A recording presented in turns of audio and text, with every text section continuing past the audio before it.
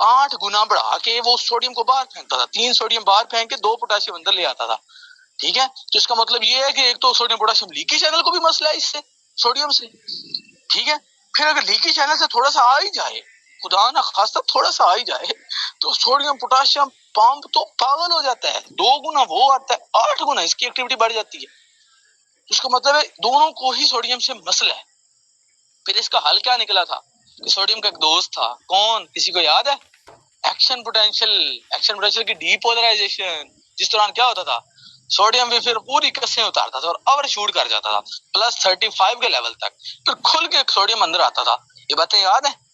यहाँ पे भी देख लो, थोड़ा सा अगर सोडियम अंदर आया है, ये देख लो सोडियम पोटेशियम पंप के काम चेक करो, इसको नहीं, बर्दाश्त ही नहीं इसको सोडियम अंदर। ठीक है, देखो फौरन उठा के बाहर निकाल देगा। तो ये चीज आप लोगों की मैंने ये बाकी बातें क्यों की, इसलिए भी चलो थोड़ी सी कहानी किसी नए बच्चे को पता चल जाए और बाकी बच्चों की रिवीजन हो जाए। ठीक है, तो ये था जी आप लोगों के सारे पॉइंट्स। आप देखो जरा यहाँ पे आ जाओ, अब मैं आप लोगों को ये पॉइंट्स जरा यहाँ से रीड करके दिखाता हूँ। ये देखो देखो देखो, कैल्शियम जो है ना वो सार्कोप्लाज्म से भी आ रहा होता है। देख रहे हो सार्कोप्लाज्म, एक minute, calcium also diffuse into the sarcoplasm. Muscle के अंदर जो होता है ना, मसल फाइबर के अंदर जो होता है, ठीक है, उसको सार्कोप्लाज्म कहते हैं। वो यानी कि बाहर से भी आ रहा होता है, यहाँ से भी जो कैल्शियम आ रहा है, ये वाली लाइन लिखी हुई है। ठीक है, फिर वो जो कैल्शियम अंदर आता है वो क्या करता है, आगे से रानाडीन रिसेप्टर्स को भी एक्टिव कर देता है। ठीक है, इसको भी एक्टिव करता है कि तू भी अपना कैल्शियम निकाल। तो ये 2 बातें हो गई कि पहले तो कैल्शियम बाहर से भी आ रहा है, ठीक है, जो कैल्शियम चैनल के जरिए से अंदर एंटर हो रहा है। कैल्शियम चैनल को कौन खोल रहा है? Action potential. ये वोल्टेज गेटेड कैल्शियम चैनल है। कैल्शियम बाहर से भी अंदर आ गया, फिर यही कैल्शियम अंदर आके इसको भी एक्टिव करता है कि रानाडीन रिसेप्टर को, भाई तू भी अपना कैल्शियम निकाल। ये 2 बातें हो गई। अब आगे देखो, तीसरी एक और इंपॉर्टेंट बात सुनो। हार्ट के अंदर सार्कोप्लाज्मिक रेटिकुलम डेवलप्ड ही नहीं होता हार्ट के अंदर। तो इसके मतलब है हार्ट का जो ज्यादा कैल्शियम आ रहा होता है ना, ये वाला, ये जो कैल्शियम इसको चाहिए, ये ज्यादा इधर से नहीं आ रहा होता।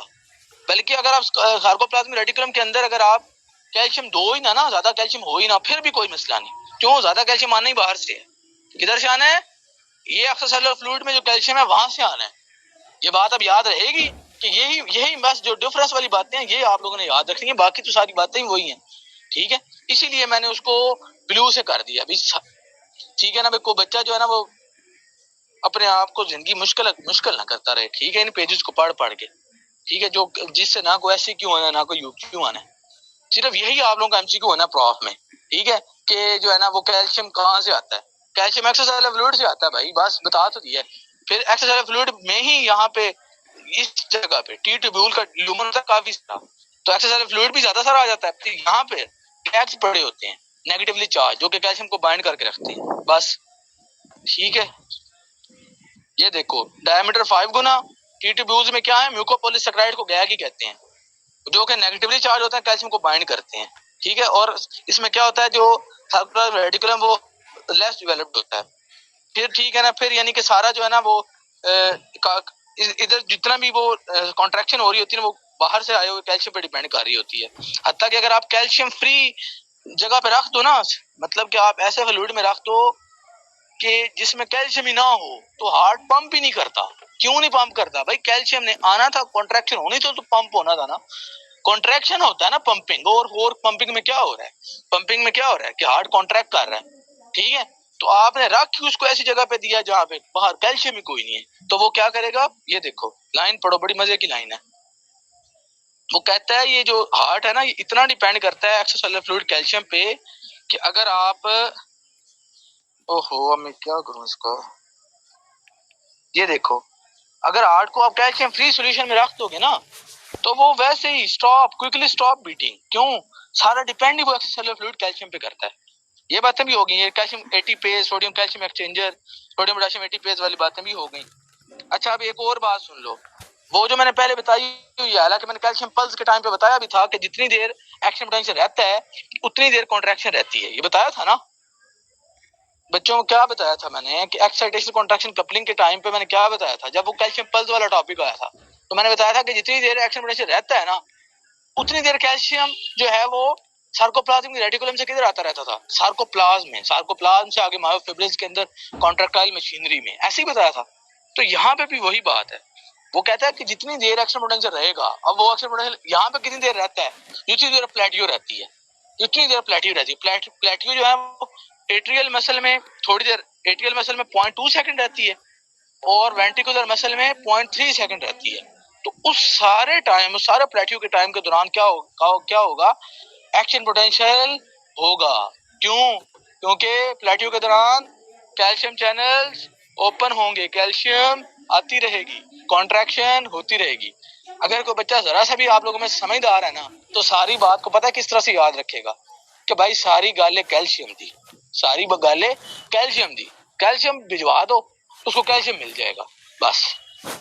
अब जितनी देर भी प्लेटियो है, प्लेटियो के दौरान है ही कैल्शियम सोडियम चैनल्स, तो कैल्शियम आ रहा है, कॉन्ट्रैक्ट कर रहा है, ठीक है। तो कॉन्ट्रैक्शन किस पे डिपेंड कर रही है? कैल्शियम पे, ठीक है। तो प्लेटियो के दौरान ये क्यों कॉन्ट्रैक्ट करेगा? क्योंकि आपका ये चैनल खुला रहेगा, कैल्शियम आती रहेगी बस। चलो जी, मुझे उम्मीद है कि आप लोगों का ना थोड़ा सा पिछला भी रिवाइज हो गया और ये भी आप लोगों को अच्छा समझ आ गया, ठीक है, समझ आ गई हैं बातें। तो इसलिए जो है ना बस यही करना जो कि यहाँ पे मार्क है, उसके अलावा ना यहाँ से कुछ आना है ना कोई कुछ भी नहीं आना, ठीक है। चलो जी, अब मैं अपने जरा मेन टॉपिक पे चला जाऊँ, ठीक है, जो कि आप लोगों को मैंने आज कराना है। वैसे मैंने जब खुद अगेन मतलब इसको आज वाला टॉपिक भी ना हर बात तकरीबन मैंने कल करवा दी थी आप लोगों को, लेकिन फिर भी मैं अब मजीद थोड़ी सी उसको मजीद हाईलाइट करके मजीद अच्छे से कराता हूँ, ठीक है। लेकिन करवा मैंने आप लोगों को ऑलमोस्ट सारा चैप्टर ही कल दिया था, ठीक है ना। लेकिन 2-4 ऐसे कॉन्सेप्ट होंगे जो कि कल नहीं बताए थे, तो आज उनको जरा मैं ज्यादा इम्पोर्टेंस दे के करवाता हूँ। अच्छा जी, कल मैंने आप लोगों को एक बात बताई थी कि आप लोगों का ना, अच्छा चलो एक नए बच्चों की खातिर ना मैं एक दफा सारा सिनेरियो, वैसे मैं सिनेरियो भी देने चला गया ना तो काम लंबा हो जाना है, चलो खैर, क्योंकि अब वो सारा मैं अब अगेन तो नहीं कर सकता, जो मैंने कल पूरा लेक्चर इस पे दिया मैं उस पे कैसे करूँ अब दोबारा। बहरहाल नए बच्चों के लिए मैं इतने कह सकता हूँ कि एसए नोड में ना जो है ना एसए नोड होता है, ये एवी नोड होता है, एवी नोड के आगे एवी बंडल होता है, उसके बाद ये क्या है, लेफ्ट राइट बंडल ब्रांचेस, उसके आगे परकंजी फाइबर्स, ठीक है। एसए नोड में इंपल्स जनरेट होती है, वो ये इंटरनोडल फाइबर के जरिए, क्योंकि एवी नोड है ना, एसए नोड है, इंटरनोडल फाइबर के जरिए से एवी नोड में आती है, फिर आगे एवी बंडल के जरिए से वो एट्रिया टू वेंट्रिकल आती है, एवी बंडल के जरिए, उसके बाद फिर ये ब्रांचेस के जरिए परकंजी फाइबर के जरिए से जल्दी से वेंट्रिकल में फैल जाती है, ठीक है जी। तो बहरहाल ना अब वो बच्चे जितने भी हैं ना, वो एक कल का लेक्चर सुनने के बाद आज की रिकॉर्डिंग सुने, अदरवाइज उनको इतना अच्छा समझ आ ही नहीं सकता, और ना मैं अब इतना कर सकता हूँ कि मैं कल जो पूरा घंटा बोले आज मैं उसको दोबारा समझाऊं, पॉसिबल ही नहीं है। चलो जी, अब जो बच्चे जिन्होंने कल वाला लेक्चर सुना था वो जरा गौर से सुने। अब कल मैंने आपको क्या बताया था कि ये साइनस एसए नोड जो है वो 70 to 80 टाइम्स इंपल्स जनरेट करता है, ये एक्साइटेटरी कंडक्शन से। क्या बताया था कि सारे ही ये एसए नोड भी, एबी नोड भी, परकंजी फाइबर्स भी, एबी बंडल भी, सारे जो है वो जनरेट कर सकते हैं इंपल्स, लेकिन पेस मेकर कौन बनता है? जो सबसे ज्यादा जो है ना वो इंपल्स जनरेट करता है, जिसका रेट सबसे ज्यादा होता है इंपल्स जनरेशन का, वो क्या करता है, वो पेस मेकर बन जाता है। तो हमने क्या देखा था कि एसए नोड जो है वो 70 to 80 टाइम्स जनरेट कर रहा होता है, तो पेस मेकर ये बन जाता है। एबी नोड कितना कर रहा होता है? 15 to 40, ठीक है, और नहीं एबी नोड 40 to 60, और फिर परकंजी फाइबर्स कितना कर रहे होते हैं? 15 to 40 टाइम्स, ठीक है। तो इनमें से ज्यादा तेज कौन है? SA node. तो इस वजह से वो क्या करता है, वो हमारा पेस मेकर होता है, ठीक है। ये देखो डिस्चार्ज रेट कौन ज्यादा है, ठीक है ना, फास्टर देन, इसलिए जो है ना फास्टर देन एबी नोड और परकंजी फाइबर्स, इसका जो है ना वो डिस्चार्ज रेट ज्यादा है। फिर ये कि न्यू इंपल्स जो है वो एसए नोड और एबी नोड में आ जाती है, इससे पहले कि वो अपने सेल्फ एक्साइटेशन करें, इससे पहले कि ये लोग जो है ना ये खुद कुछ एक्साइटेशन करें, उसी का जो है ना इंपल्स इन तक आके इनको डिस्चार्ज कर देती है, ठीक है। ये बात भी मैंने कल ये बातें मैंने अभी तक कल की हुई है, इसीलिए अब मैं उसको कॉन्सेप्ट में नहीं मजीद कर सकता। क्या बताया था मैंने कि समझ लो ये परकंजी है, ये 15 से 40 टाइम्स करता है, सपोज 15 दफा करता है, इसका मतलब 1 मिनट, इसका मतलब 4 सेकंड बाद ये अपना सेल्फ एक्साइटेशन करता है, 4 सेकंड बाद ये अपना एक्शन पोटेंशियल जनरेट करता है, ठीक है। तो ये क्या कर रहा है, ये 70 to 80 टाइम्स कर रहा है, इसका मतलब ये तो 0.8 सेकंड में कर रहा है। तो ये क्या करता है, ये अपनी इंपल्स भेज देता है, ठीक है ना। कुछ बच्चे जो कल सो गए थे इन बातों को सुनते सुनते, अब तो उनको समझ आ रही होगी। ये क्या करता है, ये अपनी इंपल्स भेज देता है 0.8 सेकंड बाद, जबकि उसने अपनी इंपल्स पैदा करनी है 4 सेकंड बाद। तो ये आगे इसको डिस्चार्ज कर देता है, चल भाई तू पैदा ना कर, तू बस कंडक्ट कर। ठीक है, पेस मेकर कौन बन जाता है, जो इंपल्स जनरेट करता है, और बाकी सारे क्या बन जाते हैं, बाकी सारे बस कंडक्शन के लिए रह जाते हैं। वो बस उस इंपल्स को कंडक्ट करते हैं बस, यानी कि आगे पहुंचाते हैं। ठीक है, हालांकि एबिलिटी एवी नोड के पास भी है, परकंजी फाइबर्स के पास भी है। ठीक है, देख रहे हो कि particularly AV node Purkinje fibres के पास ये एबिलिटी है। यानी कि ये तो बैठे होते हैं कि ठीक है यार, अगर ऐसे नोड नहीं भी पैदा करता इंपल्स तो हम कर लेंगे, लेकिन ये है कि वो कर स्लो रहे हैं, उनका डिस्चार्ज रेट स्लो है, जिसकी वजह से वो पेस मेकर नहीं है। अब ये वाली बातें थी कल वाली, अब मैं थोड़ा आगे चलूं, इजाजत है। ये देखो, और मैंने क्या कहा था, ये भी बात मैंने कल कही थी कि ऐसे नोड के अलावा जो होता है ना पेस मेकर, उसको हम एक्टोपिक पेस मेकर कहते हैं। ठीक है जी, वो कोई भी कभी कभार ये भी वो एवी नोड या प्रकंजी फाइबर भी हो सकते हैं। वो उसका नाम क्या है, कोई भी प्लेस इन एट्री और वेंट्रिकल भी हो सकती है। मतलब वो ना किसी ड्रग वगैरह या किसी टॉक्सिन की वजह से ना कई बार एट्री और वेंट्रिकल मसल तक इतने वो, लेकिन ये होती रेयर कंडीशन है कि उनमें एक्सेसिव एक आ जाती है, एक्सेसिव एक्साइटेबिलिटी हो जाती है, जिसके नतीजे में पेस मेकर वो जो है ना वो एवी नोड या प्रकंजी फाइबर या वो एट्रियल मसल का वो पीस बन जाता है। ठीक है, फिर देखो जिसने भी, सिंपल बात यह, जिसका भी डिस्चार्ज रेट होगा ना ज्यादा, वो पेस मेकर बन जाएगा। बस समझ आ गई बात। ठीक है, बाज औकात जो है ना वो एवी नोड या प्रकंजी फाइबर भी बन जाते हैं। ठीक है, अब ये कंडीशन आप लोगों ने समझनी है। ये सारी तो वही बातें थी जो मैंने कल बताई हुई थी। अब ये देखो, समझ लो आपने ऐसे नोड के आगे रख दिया ब्लॉकेज, ये ऐसे नोड था ना, इसके आगे कोई ब्लॉकेज आ गई किसी भी वजह से।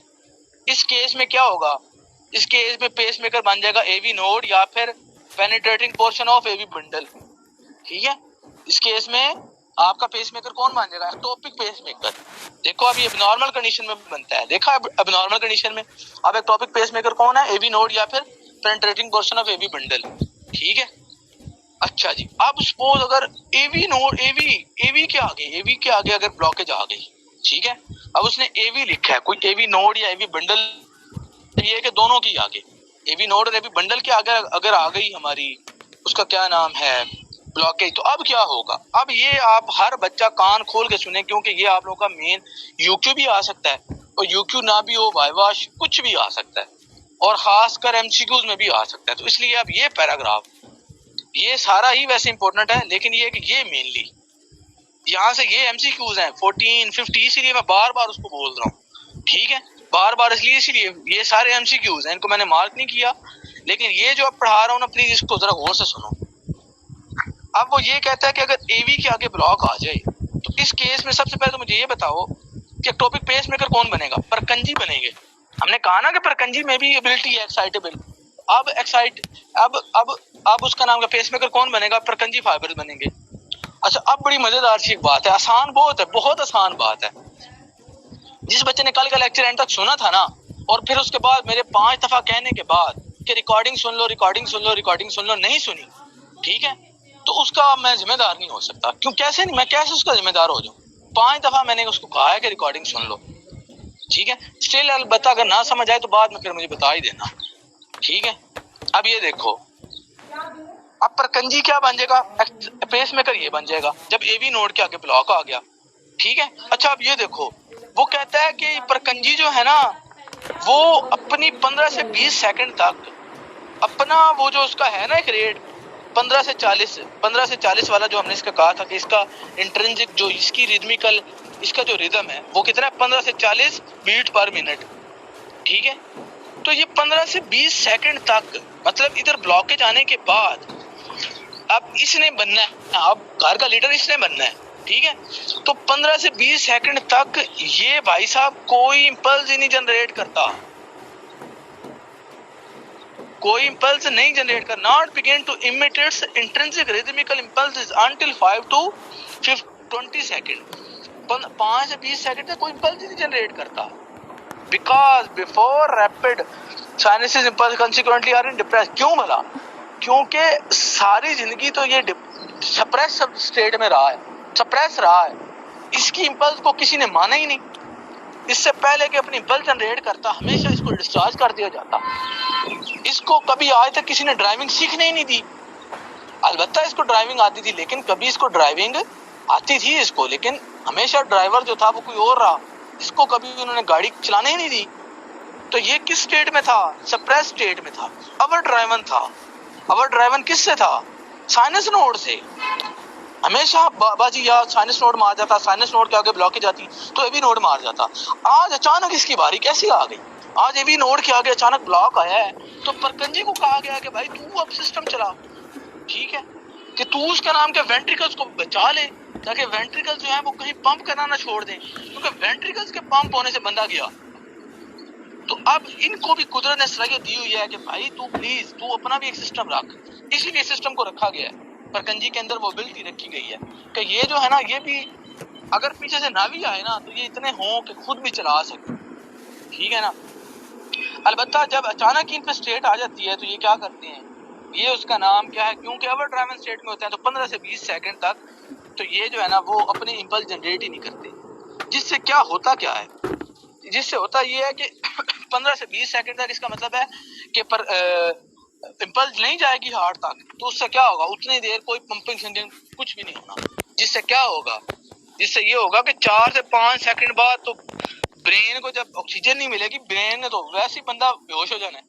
4 से 5 सेकंड बाद बंदा बेहोश, फेंट हो जाना बंदे ने, ये देखो, ठीक है ना, पर्सन ही फेंट हो जाना है। लेकिन ये है कि वो जब उसने 15 से 20 सेकंड बाद परकंजी ने गाड़ी चला ही लेनी है तो फिर बस बंदे ने होश में आ जाना है, क्योंकि उसको ऑक्सीजन मिल जानी है ना। लेकिन ये है कि एक दफा बेहोश हो जाएगा, इसको हम कहते हैं स्टोक्स एडम सिंड्रोम। मुझे उम्मीद है हर बच्चे को ये बात समझ आ गई होगी। चलो, क्योंकि ये इंपॉर्टेंट है इसलिए मैं अब इसकी रिवीजन करा रहा हूँ। एवी नोड के आगे आ गया ब्लॉकेज, ठीक है, अगर एसए नोड के आगे ब्लॉक आएगा तो एवी नोड संभाल लेगा, ठीक है। अगर उसका नाम क्या एवी नोड के आगे ब्लॉक आ गया तो अब परकंजी संभालेगा, आप देखो परकंजी संभालेगा, ठीक है। लेकिन ये 5 से 20 सेकंड तक ये अपनी इंपल्स जनरेट नहीं करेगा, क्योंकि ये हमेशा क्या था, सप्रेस स्टेट में था, अवर ड्राइवन था, ठीक है। तो अब क्या होगा, अब 5 से 20 सेकंड कोई ब्लड की पंपिंग नहीं होगी, ब्रेन को ऑक्सीजन या ब्लड नहीं मिलेगा, ठीक है। जिससे क्या होगा, पर्सन हो जाएगा फेंट, जो कि बाद में रिकवर कर जाएगा, ठीक है, बाद में खुद ही उसको होश आ जाएगा, क्योंकि बाद में ऑक्सीजन वगैरह पहुंच जाएगी ना, ब्लड का फ्लो पहुंच जाएगा। तो ये था जी आपका स्टोक्स एडम सिंड्रोम, हो गया कवर। अच्छा, अब आगे आ जाओ, यहाँ तक मैंने कल पढ़ा लिया था, यहाँ तक ठीक है, कि एवी नोड के अंदर क्या हुआ था। चलो एक दफा दोबारा कराता हूँ, एक दफा ना क्विक कराता हूँ, ठीक है। एसए नोड में पैदा हुई इंपल्स 0.03 सेकंड लेकर इंटरनोडल पाथवेज के जरिए एंटीरियर, मिडिल और पोस्टीरियर इंटरनोडल पाथवेज के जरिए से होके एवी नोड में आई 0.03 सेकंड। 0.09 सेकंड एवी नोड में उसने स्टे किया। क्यों स्टे किया? ताकि पहले एट्रिया कॉन्ट्रैक्ट कर ले, ठीक है, और इतनी देर में जो है ना वो वेंट्रिकल जो है वो रिलैक्स रहे, ताकि ठीक है ना, ताकि एट्रिया का जितना उसने कॉन्ट्रैक्शन से ब्लड जाना है वो वेंट्रिकल्स में पहुंच जाए, ठीक है। उसके बाद जब वेंट्रिकल्स में ब्लड भर जाए, अब इंपल्स जाए वेंट्रिकल्स में, अब वेंट्रिकल कॉन्ट्रैक्ट करें, तो इसलिए 0.09 सेकंड का इधर डिले आया। फिर एक पेनिट्रेटिंग पोर्शन था एवी बंडल का, ये वाला पेनिट्रेटिंग पोर्शन, इसके अंदर 0.04 का मजीद डिले आया, 0.04 का मजीद डिले आया, ठीक है जी। 0.03, 0.09, 0.04, उसके बाद फिर आगे बंडल ब्रांचेस और परकंजी फाइबर्स के एंड तक पहुंचने में सिर्फ 0.03, जिसकी वजह से क्या होता है कि बहुत रैपिड चूंकि हुई ना ट्रांसमिशन, उस वजह से वेंट्रिकल्स को ऑलमोस्ट इकट्ठी सप्लाई मिलती है, सिंक्रोनस कॉन्ट्रैक्शन होती है। क्यों सिंक्रोनस कॉन्ट्रैक्शन की क्या वजह थी? क्योंकि परकंजी ने फाइबर इंपल्स की ट्रांसमिशन इतनी जल्दी की है कि ये नहीं हो रहा कि इस वेंट्रिकल मसल को बहुत ही पहले मिल जाए इंपल्स, फिर बाकी बैठा रहे कि भाई मेरे पास भी आ जाए इंपल्स तो मैं भी कॉन्ट्रैक्ट कर लूं, मेरा क्या कसूर है। तो परकंजी इतनी तेजी से 0.03 सेकंड में पूरे हार्ट के वेंट्रिकुलर मसल को जो है ना वो पहुंचा देती है। क्या पहुंचा देती है?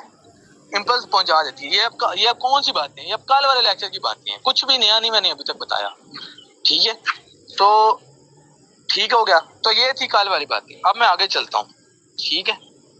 अब मैं आप लोगों को बताता हूँ कि जो मैंने कहा कि उसके अंदर जो स्लो कंडक्शन हुई थी एवी नोड में, उसकी वजह आखिर क्या है? उसकी वजह ये है कि एवी नोड में diminish number of gap junctions, उसमें गैप जंक्शन ही थोड़े हैं एवी नोड में। गैप जंक्शन थोड़े होंगे तो अभी बता के हूँ पीछे कि गैप जंक्शन थोड़े होने से आयन का फ्लो, वो जो सिंक्रीटियम बना हुआ है उसमें आयन का फ्लो स्लो चलेगा। देखो मेरी बात सुनो, ये मैं बना के दिखाता हूँ। ये देखो, ये था, ये थे सेल, ये क्या था इंटरकलेटेड डिस्क, इसमें क्या है गैप जंक्शन। ये गैप जंक्शन ही तोड़े हैं तो क्या होगा, ये जो आयन की आगे मूवमेंट से एक्शन पोटेंशियल ने आगे चलना है, एक्शन पोटेंशियल ने आगे चलना है, वो ही काम नहीं होगा। एक काम करता हूँ, इसको रेड कर लेता हूँ क्योंकि अभी मुझे इसके आगे जरूरत भी होगी। जो ये आयन ने आगे मूव करना है, ये जब गैप जंक्शन ही थोड़े होंगे जिनसे आयन ने आगे जाना है तो क्या होगा, ये देखो क्या होगा, क्या सक्सेस आयन जंक्शन ही थोड़े हैं जिससे क्या है great resistance to conducting of excitatory ions from one conducting fibre to next. उससे क्या है कि आयन की कंडक्शन ही स्लो है जिससे रेजिस्टेंस पैदा हो रही है, इसकी वजह से वो उधर टाइम ज्यादा लग रहा है 0.09 सेकंड, 0.09 सेकंड। उसकी वजह भी अब अगेन आखिरी दफा बता रहा हूँ, वजह क्या है कि भाईजान हमारा एट्रिया पहले कॉन्ट्रैक्ट कर ले, ऐसे ना हो कि एट्रिया की इंपल्स वेंट्रिकल में पहुंच जाए और वेंट्रिकल भी उसी टाइम पे कॉन्ट्रैक्ट कर रहा हो जिस टाइम पे एट्रिया कर रहा है। तो उस टाइम फिर ऐसे तो नहीं ना होगा, फिर क्या होगा, एट्रिया का सही ब्लड वेंट्रिकल में सही तरीके से पहुंच नहीं पाएगा। ठीक है, उधर से एट्रिया थोड़ा बहुत जो फेंक रहा है वेंट्रिकल की, मतलब वो तो सारी मैस मच गया ना।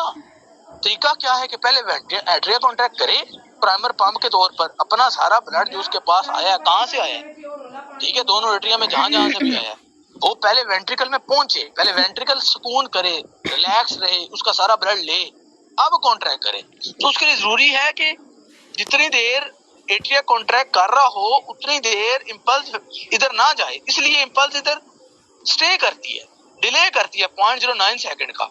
अब ये बात समझ आ गई क्यों करती है, क्योंकि गैप जंक्शन थोड़े हैं, उस वजह से इंपल्स इधर चाल बड़ी स्लो हो रही होती है। आगे चलूं अब उसके बाद क्या होता है जब इंपल्स एक दफा इधर आ जाती है, ठीक है, इधर तो ये हो गया ना कि इधर तो वैसे ये फाइब्रस टिश्यू को पेनिट्रेट कर रहा था, ठीक है, अभी बंडल, तो इसलिए इधर भी स्लो हुई, 0.04 सेकंड इधर भी लग गए। लेकिन जैसे इंपल्स आगे आई परकंजी सिस्टम में तो उसने एक दौड़ी लगा दी, पूरे के पूरे उसने ऐसे 0.03 सेकंड में हर जगह पहुंचा दी उसने। ये क्यों हुआ, ये आखिर रैपिड देखो पहले रैपिड ट्रांसमिशन की इंपॉर्टेंस को समझो प्लीज, खुदारा उसकी इंपॉर्टेंस को समझो। दो ही मैंने कहा था, दो ही बातें, ठीक है। एक ये कि डिले क्यों आ रहा है, डिले इसलिए कि पहले एट्रिया कर ले। नंबर दो बात कि आखिर परकंजी सिस्टम में क्या मौत पड़ी हुई है कितनी, वो उसकी वजह ये है कि सारे वेंट्रिकल को इकट्ठी ट्रांसमिशन देनी है ताकि सिंक्रोनस कॉन्ट्रैक्शन हो। सिंक्रोनस कॉन्ट्रैक्शन से पंपिंग इफेक्टिवनेस होती है वो ज्यादा होती है, पंपिंग इफेक्टिवनेस, इफेक्टिव पंपिंग होगी, सारा वेंट्रिकल इकट्ठा पंप करेगा। वो तभी पॉसिबल है अगर सारे वेंट्रिकल को इकट्ठा वो मिले, इकट्ठा वो उसका एक्शन पोटेंशियल मिले ताकि वो इकट्ठा सारा पंप करे। इसलिए जो है ना ये परकंजी सिस्टम में क्या होता है, ठीक है ना, वो बहुत ही रैपिड होती है ट्रांसमिशन। अच्छा अब उसकी क्या वजह है, उसकी वजह ये है कि फाइबर्स होते हैं, देखो कितनी वाला तेज है, 0.1 to 4 मिली सेकंड, ये वैल्यू याद रखनी है, ये बल्कि मैं आपको वैल्यू बाद में स्पीड की इकट्ठी सारों की कराता हूँ, ये बहुत ज्यादा स्पीड है। देखो तो सही 0.1 to 4 मीटर पर सेकंड, मतलब के सेकंड पर, मतलब एक सेकंड में इतने मीटर, मीटर का पता है मतलब वो 3.5 फुट का तो मीटर होता है, उतनी इसकी स्पीड है, ठीक है ना। दूसरा इसमें क्या होता है, दूसरा इसमें देखो इंस्टेंटेनियस ट्रांसमिशन होती है जिससे पूरे वेंट्रिकुलर मसल को फौरन से ट्रांसमिशन हो जाती है इंपल्स की। इसकी एक वजह तो ये बड़े बड़े फाइबर है, दूसरी वजह क्या है, दूसरी वजह ये है कि गैप जंक्शंस बहुत ज्यादा हैं। देखो परमेबिलिटी ऑफ गैप जंक्शंस बहुत ज्यादा हैं, ठीक है। तो ये बात समझ आ गई, जिससे क्या होता है सक्सेसिव सेल्स के दरमियान वो चूंकि गैप जंक्शन बहुत ज्यादा है तो आयन जो है वो इजीली मूव करते हैं, तो एक्शन पोटेंशियल जल्दी जल्दी ट्रांसमिट होता जाता है ना, ठीक है। ये बात समझ आ गई, ठीक है ना।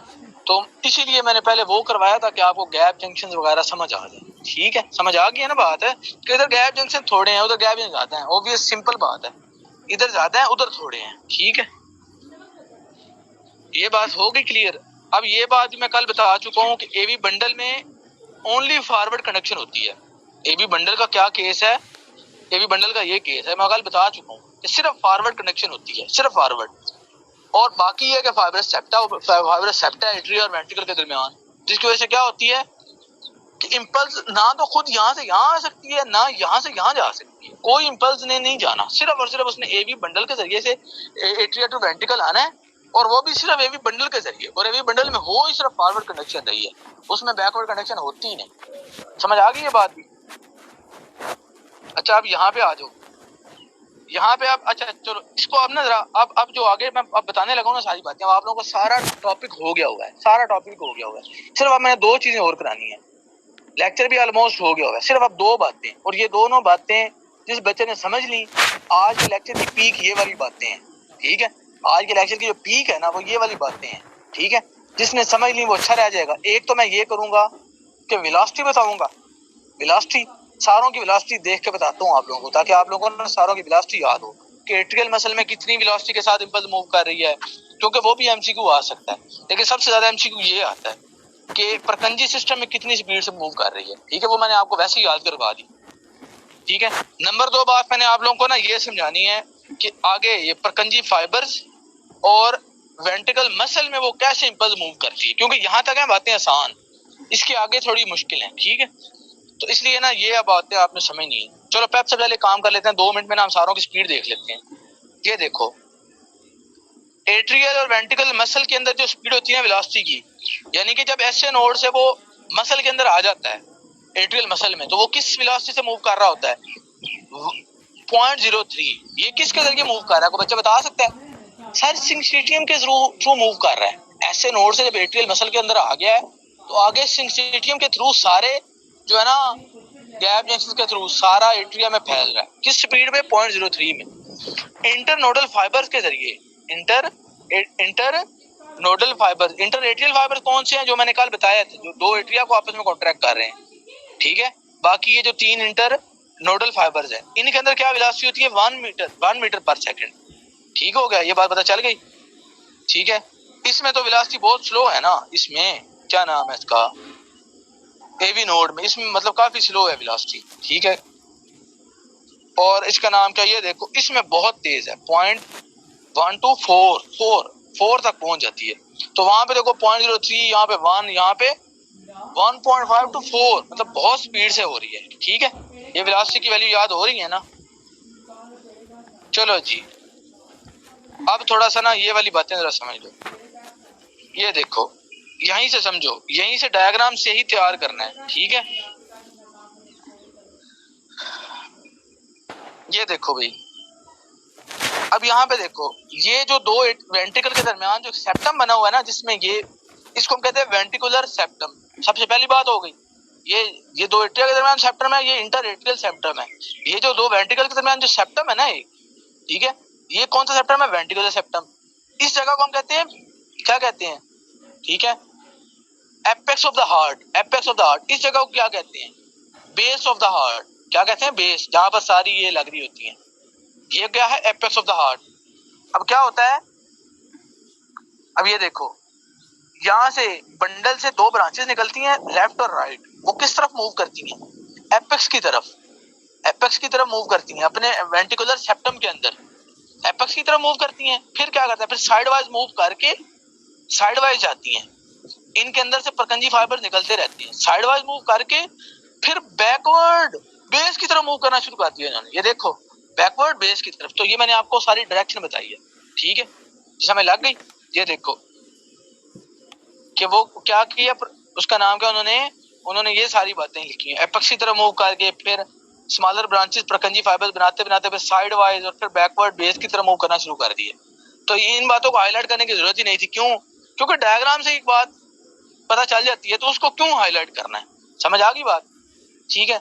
अब एक और बात सुनो, अब वाली बात जरा हर बच्चा सुने, क्योंकि अब वाली बात जो मैं बताने लगा हूं ना, वो हर बच्चे ने सुननी है।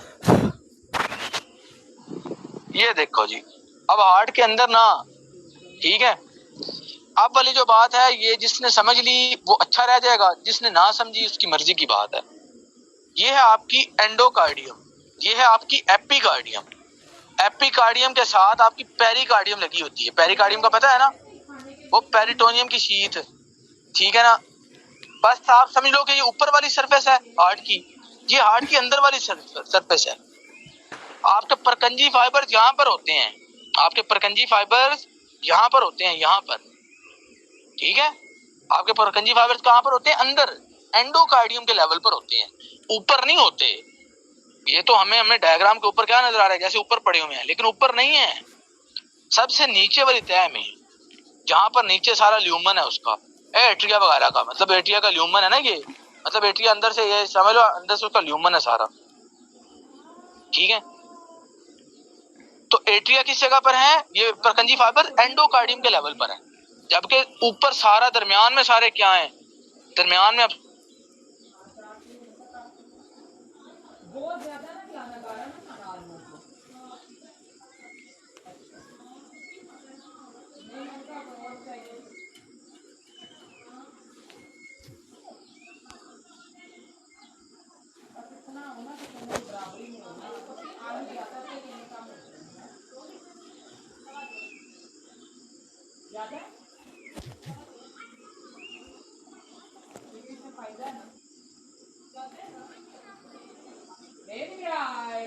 दरवाजा चीज का बंद कर, उसने गैस आया भी कर दी, आँख से बंद करिए, आँख का निशान आराम है।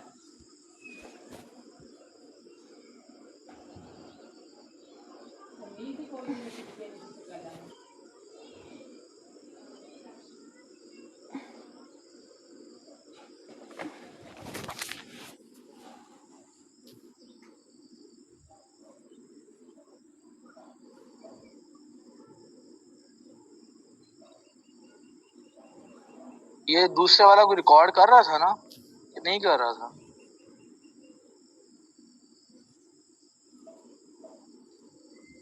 बच्चों कोई ना कोई खुद ही रिकॉर्डिंग लगा लिया करो। अब रिकॉर्डिंग का आपको बताया तो है, इतना आसान सा तरीका है, ऊपर से स्क्रीन रिकॉर्डिंग लगानी है, कौन सा उसमें कोई मुश्किल काम है। तो ये है कि जिन बच्चों ने नहीं लेक्चर लिया होता वो सुन लेते हैं, नहीं तो बाद में मुझे मैसेज कर करके ना,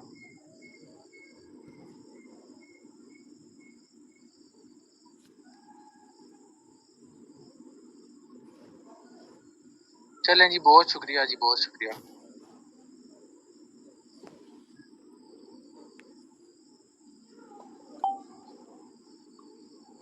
अच्छा भाई, अभी जो मैं बताने लगा हूँ ना, ये है लेक्चर की सबसे पीक वाली बात। क्योंकि ना मैं आपको सच बताऊं ना, अगर अपना बताऊं तो मैंने जब खुद आर्ट को कोई 3 दफा भी पढ़ लिया था ना, तो मैं, उसका नाम क्या है, स्टिल इस बात को नहीं समझ पाया, ठीक है। मतलब 3 दफा आर्ट को जब मैंने पढ़ लिया था, तब भी मुझे ये बात हर दफा तंग करती थी, मुझे समझ नहीं आता था कि ये क्या है। इसलिए ना मैं इन वाली लाइंस को अपना पढ़ते हुए 3 दफा मैं रट्टा लगा के आगे निकल जाता था, ठीक है। मतलब मैं कहता था बस ठीक है यार, सारा समझ आ गया, बस इस एक आधे पैराग्राफ को ज्यादा सर पर नहीं सवार करना, तो इसलिए मैं ना आगे निकल जाता था। हालांकि बाकी सब बातें समझ आ जाती थी कि ठीक है, हाँ इतना डिले इधर हो रहा है, क्यों डिले हो रहा है, ये इधर रैपिड ट्रांसमिशन हो रही है तो क्यों हो रही है, ताकि वेंट्रिकल इकट्ठा सारा पंप करे, ताकि इफेक्टिवनेस उसकी हो, बजाय ये कि थोड़ा वेंट्रिकल करे फिर थोड़ा करे, ठीक है। लेकिन एक बात नहीं समझ आती थी, वो ये जो अभी बताने लगा, ठीक है ना। पता नहीं शायद क्यों नहीं समझ आती थी, लेकिन बहरहाल ना अभी आप लोगों को समझ आ जाएगी। चलें जी, मैंने आपको ना वो परमिट कर दिया रिकॉर्डिंग के लिए। दरमियान में किसी बच्ची ने वो भी हाथ भी खड़ा किया था, तो चलें जी, अब ना आप लोगों ने इंशाल्लाह अभी समझ लेना।